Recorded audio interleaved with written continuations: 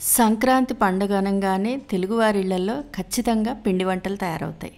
అందులో పప్పు చెక్కలు లేదా వడప్పాలు ఇవి కూడా ఒకటి.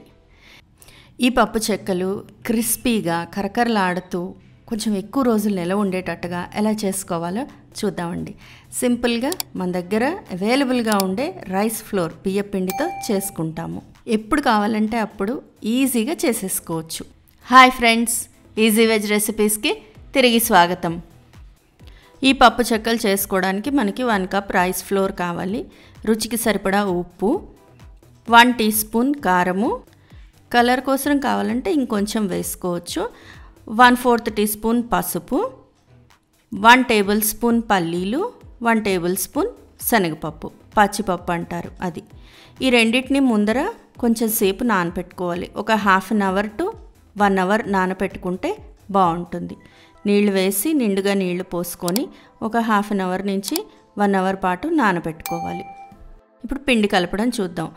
బియ్య పిండిలోకి పసుపు, ఉప్పు, అలాగే కారము, నానబెట్టుకున్న పల్లీలు, శనగపప్పు అన్నీ వేసేసి కలుపుకోవాలి.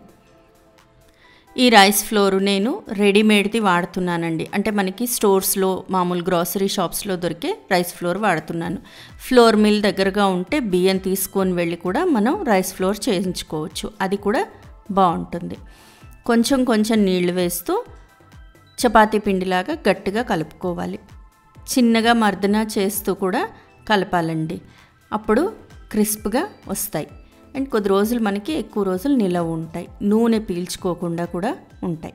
ఈ చెక్కల్ని కొంతమంది బియ్య పిండిని ఉక్కించి కూడా చేస్తారండి, అలా కూడా చేసుకోవచ్చు. అయితే దానివల్ల నూనె కొంచెం ఎక్కువ లాగేస్తుంది. ఇలా పొడి పొడిగా కలుపుకొని చేసుకుంటేనే నూనె లాగకుండా ఉంటాయి.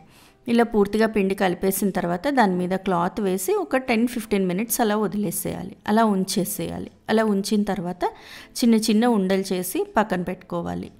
మనకు కావాల్సిన సైజులో మనం ఏ సైజు పప్పు చెక్కలు చేసుకోవాలనుకుంటున్నామో ఆ సైజులో ఉండలు చేసి పక్కన పెట్టుకొని, నేను ఇక్కడ పూరీ ప్రెషర్ యూస్ చేసి చేస్తున్నానండి.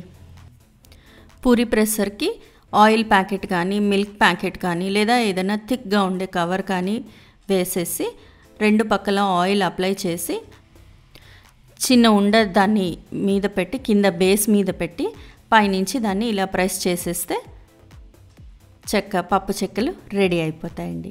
ముందరగా ఇవన్నీ ఇలా రెడీ చేసి మనం క్లాత్ మీద వేసి పెట్టుకోవాలి, డ్రై క్లాత్ మీద వేసుకోవాలి. సో లోపల ఉండే తడంతా కూడా ఆరిపోతుంది.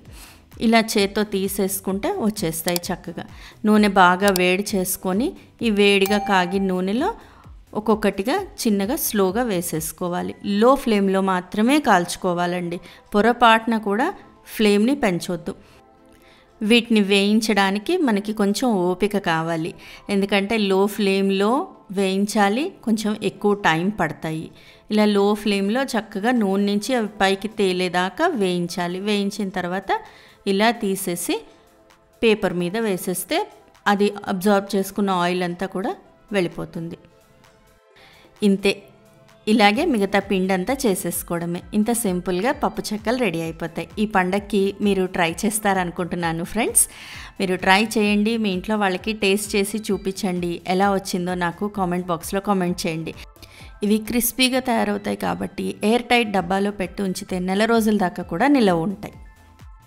ఈ వీడియో మీకు నచ్చినట్లయితే ప్లీజ్ లైక్ చేయండి, షేర్ చేయండి. ఛానల్ సబ్స్క్రైబ్ చేసుకొని వాళ్ళు ఛానల్ సబ్స్క్రైబ్ చేసుకోండి. మరిన్ని మంచి రెసిపీస్తో మళ్ళీ మీ ముందుంటాను. ఆ బెల్ ఐకాన్ క్లిక్ చేయడం మాత్రం మర్చిపోకండి ఫ్రెండ్స్. అంతవరకు సెలవు మరి, బాయ్.